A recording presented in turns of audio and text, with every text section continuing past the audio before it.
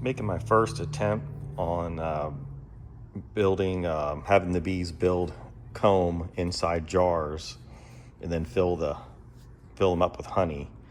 So the way I've been doing it is I got this very thin wax sheets for shallows, and a couple of the jars I just broke them in pieces and put them inside the jars. And then these I just put a little piece down there and used a heat gun to melt the wax. I'll show you how doing that. I have from Harbor Freight heat gun, just a cheapie. I think it was $10, but go ahead and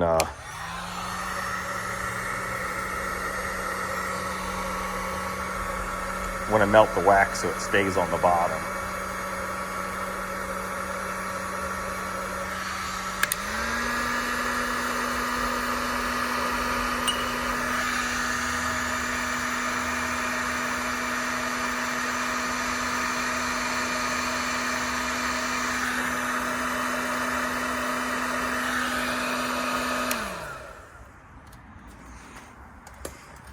And just taking these jars, or let it cool off a little bit. These are cooled off, and what I'm doing is I've pre-drilled all of these, and I have enough to do 12 of the pint-sized mason jars. Oh, that one fell through, so I gotta let it cool down longer. But I'm gonna have 12 1-pint mason jars, and I have two 32-ounce mason jars. And I'm gonna go ahead and put this on a single deep hive, and we're in a nectar flow right now. The maples are blooming, and this is January 12th here in Central Florida. So this is how I build it. And I'm gonna go ahead and put it on the beehive, and then we'll get updates and see how fast and which kind works better. Melting the wax in the bottom or cutting these strips and putting them in inside the jar like that. I just installed these jars on the bees, and look how many are already going in the jars.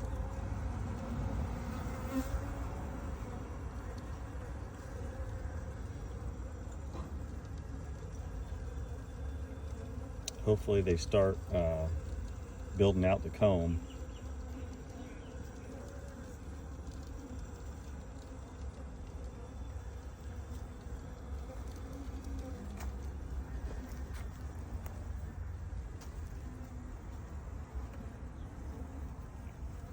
I also used a box with an observation window so I can see the progress.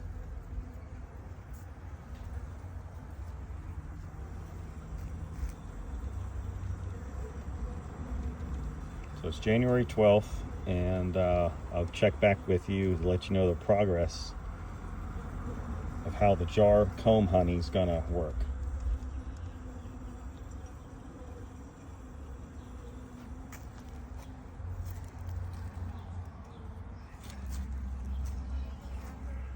There's the flow hive with some modifications.